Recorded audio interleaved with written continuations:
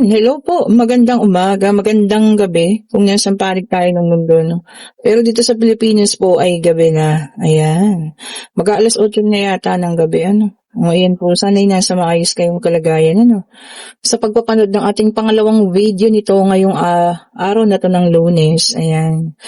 O nga po pala, no, doon sa mga kasi si Ma'am Jacqueline kanina, yan, nag-inquire siya for the reading. Kasi nagulat na lang ako nung sinend ko sa kanya yung tinatanong niya about the reading. Sinabihan niya ako ng fake news.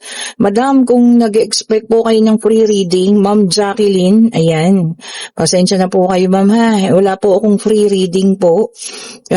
Kasi po, yung mga kinikita natin dito sa pagpapareading, sa mga bracelet po, para po yan sa mga aso po. Ayan. At saka, hindi lang po yung mga aso ko ditong tinutulungan, pati po dun sa mga aso na binibigyan ko po ng tulong, ano. So, pasensya na po kayo, ha. Kaya wala po tayong free reading. Baka ini-expect niya kasi free reading. Sinabihan niya kasi ko ng fake news ka. Parang ganun, ano. Pasensya na po, ha. Kung ang ina-expect ninyo ay libre po, pasensya na po, ha. Hindi po ako makabigay ng free reading kasi nga po, meron po akong pinaglalaanan para po sa mga payment po sa pa-reading, ha. Pasensya na po. Ayan, ulitin ko, Ma'am Jacqueline, pasensya ka na, ha. Sabay block niya kasi sa akin ba yun? Or ewan ko, basta hindi ko na siya ma-respondan. Ewan ko po, ha. Kung nanonood ka, ayan, pasensya na po kayo, no. Pasensya na po kung hindi ko kayo mapagbigyan sa hinihingi ninyong libre po na reading. Pasensya na po, ha. Okay po. O, eto na. Tingnan natin kung kaninong reading itong makukuha natin ngayong gabi na ito. Ito po ay pwedeng sa inyo, pwedeng sa kanya, pwedeng kung kanino man. Kompleto na itong ating unang latag. Meron tayong Knight of Cups.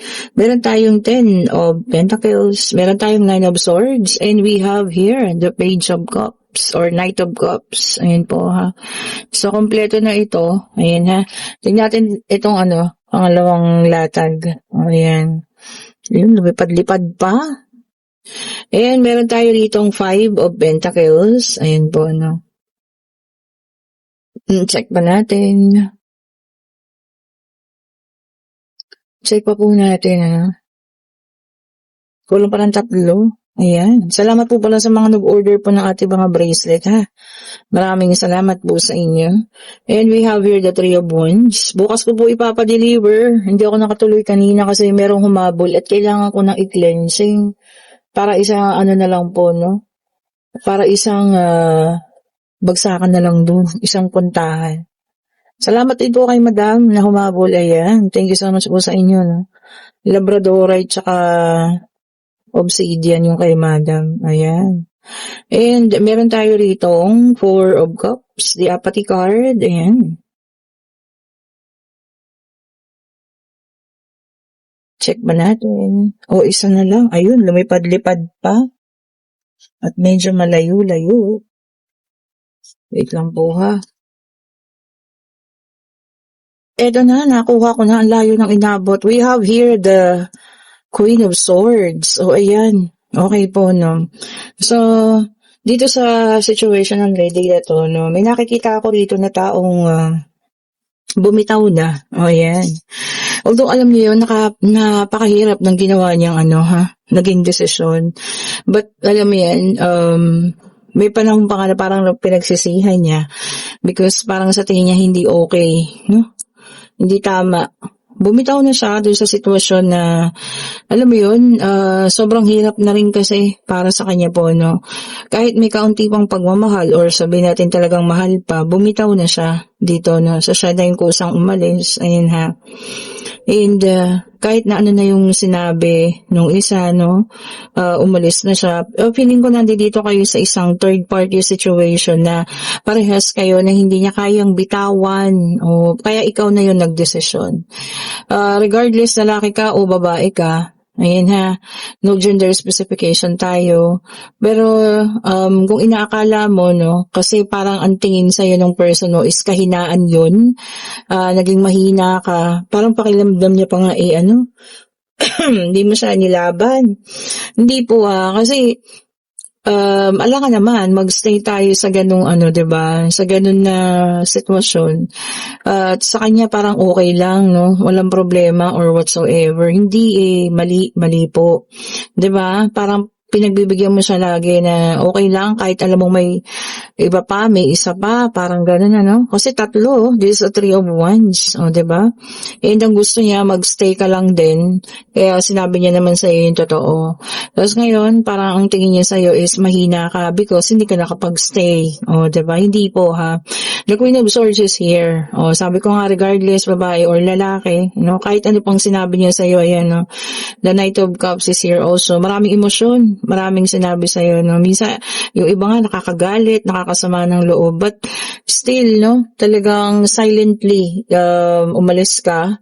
Sabi ko nga hindi ka hinaan yun, yung ginawa mo. Bagkus yun ay katapangan dahil hinarap mo yung tama. Oh, 'di ba? And also pagtalikod, so kung nakita mo, you choose, no? Pinili mo yung sarili mo. Three of Wands kasi yan eh.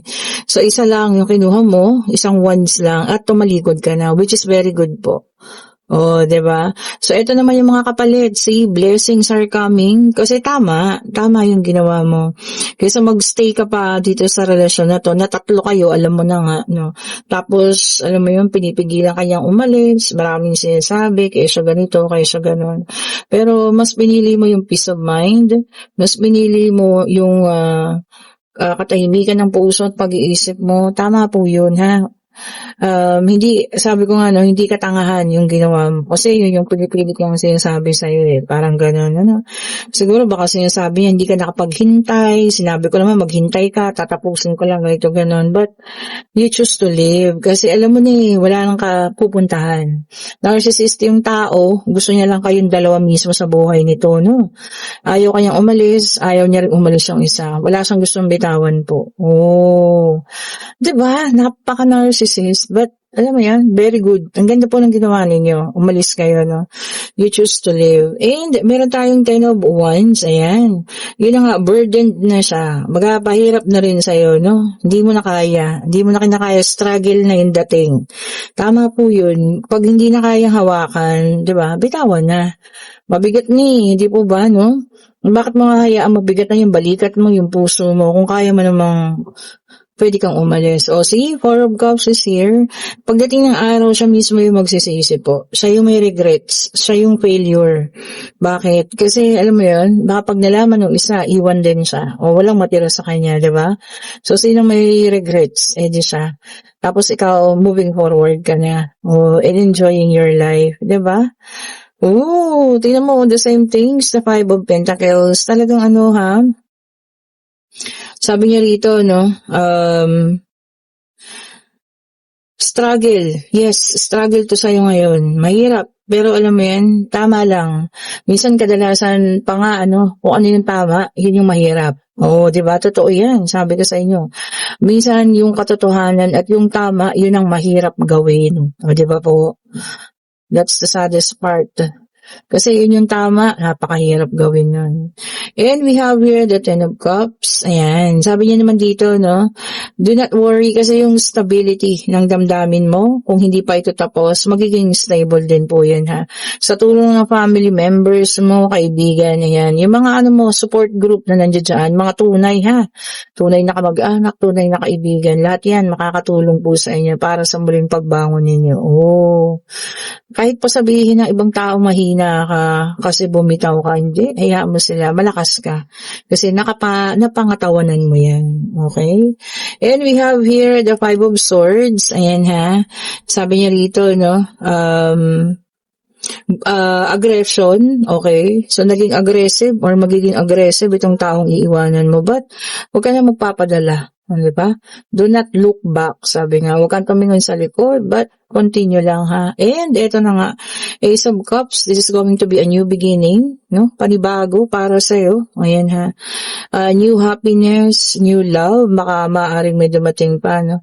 Na panibagong tao or whatsoever po, ano, para sa'yo. Basta this is something new na kailangan mong, ano, pag-umpisahan. And we have here the Angel Temperance na may dalang number 14. Ayan, sabi niya naman dito, no? Harmonious relationship. Yan daw ang para sa'yo, no? Yung maayos, yung walang kahati, yung walang kaaway, yung peaceful na relasyon. Dapat maranasan mo raw yun, diba? Hindi yung complicated, hindi yung magulo, hindi yung laging masakit, o diba? Sana for the next time, no, paparating na nga, dahil dala naman ang ating angel temperance, ang harmonious relationship. Oh. And then sabi niya rito, no, planning for the future. Ayan ang maganda. Start to plan, start to build yung future mo naman. Oh. 'Di ba po, kahit na hindi siya kasama, kahit sa iba na or kung kanino man, start to build. Kumbaga panibago naman. 'Di ba? Huwag naman yung puro pain, huwag yung puro sakit, 'di ba? For somebody new. And eto na ang ating pangatlong deck of cards. Ayan. Pwedeng ito po yung sa inyo, pwedeng sa kanya, pwedeng kung kanino man ha. Take only what resonates pa rin po. And we have here the Four of Wands, a fire sign, Aries Leo and Sagittarius in reverse. Ayan ha. Sabi niya rito, no, conflict with others. Ayan po, no. Kung kanino man ito, magkakaroon daw po ng conflict sa ibang tao. Ayan. So, baka pwedeng umiwas tayo, no. Pag medyo nararamdaman mo na, ikaw na po ang umiwas, ha. Lumayo-layo ka na para hindi ka makasali. Ano yan gulo, 'di ba? And we have here the Wheel of Fortune, fire sign ulit. Ayan, ito maganda, no? Sabi niya rito, no, turning point or pag-ikot ng kapalaran. Yun ang maganda. So, ibig sabihin, no, kung ito man itungkol sa love life, ibig sabihin, makakaalis na talaga. Kung financial naman, mas okay, mas magiging mabuti.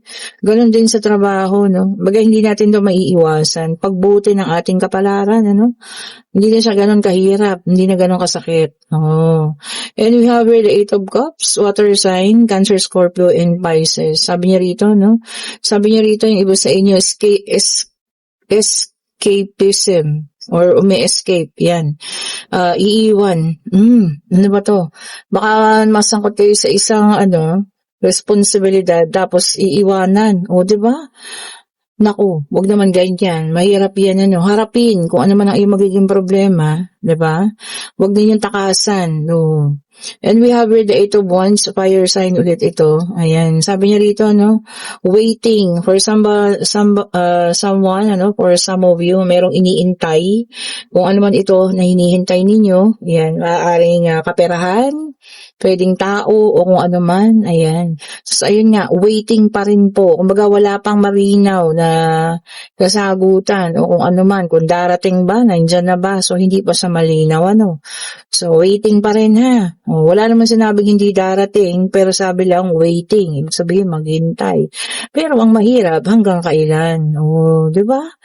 And we have here the Sun, fire sign ulit. Napaka lakas ng fire sign ngayon ha. Tapos sabi niya rito, ayan, celebration of success. Ayan, so for some of you, may success na marireceive at magse-celebrate. Ayan, congrats po. Ayan, kung ano man ito, no? Congratulations sa inyo. And we have here the full air sign na ito. So meron tayong water, fire, and air. Ayan. Sabi niya rito, no, possibilities. Ayan, maaari maging posibilidad daw. Kung ano man itong iniisip mo, no, pwedeng solusyon yan sa problema o ano man, maaaring maging posibilidad na yan na nga. Po pwedeng maging solusyon, po pwedeng maging katotohanan or tama, no? Pwedeng posibilidad yan. Kung ano man yung naisip mo, ha? And meron tayong Four of Swords, air sign ulit, naka-reverse. Naku po, sabi niya rito, no, yung iba sa inyo, stress. Lunes pa lang, na-stress na. Ganun talaga, di ba? Iba-iba yung level ng stress natin Iba-iba rin yung level ng trabaho.